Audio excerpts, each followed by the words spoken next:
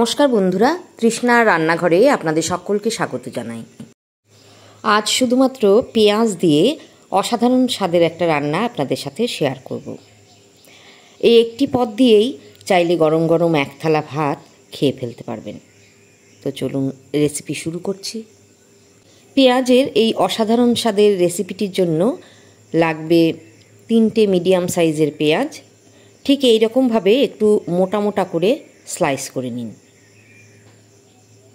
একটা বড় সাইজের টমেটো স্লাইস করে নিয়েছি আর 7-8টা কাঁচা লঙ্কা চিড়ে নিয়েছি।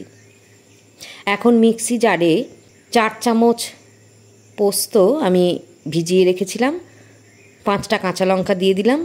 আপনারা যদি ঝাল কম খান তাহলে ঝালের পরিমাণ নিজেদের ইচ্ছে মতো দেবেন।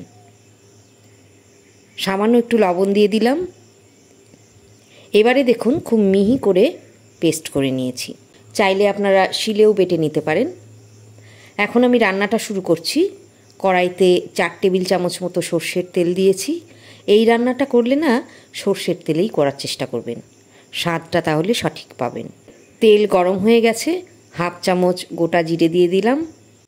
জিরে ফুটে উঠেছে, স্লাইস করে রাখা পেঁয়াজগুলো আমি এবার দিয়ে দিলাম। লো টু মিডিয়াম ফ্লেমে ভাজতে হবে। 2 মিনিট মতো ভেজে নিয়েছি। একটা হালকা সোনালি রং এসে গেছে। খুব সামান্য 1 চিমটি হলুদ গুঁড়ো দিয়ে দিলাম।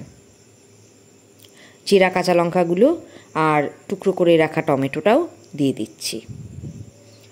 আরও একটু সব কিছু একসঙ্গে ভেজে নেব। মিনিট খানেক একটু ভেজে নিতে হবে। দেখুন 1 মিনিট পর টমেটো গলে গেছে। এবারে আমি বেটে রাখা পোস্ত দিয়ে দিলাম। পোস্ত দিয়ে আরও একটু নাড়াচাড়া করে নিতে হবে। কাঁচা পোস্তর গন্ধটা চলে গেলে মিক্সিটা ধুয়ে সামান্য একটু জল দিয়ে দিলাম।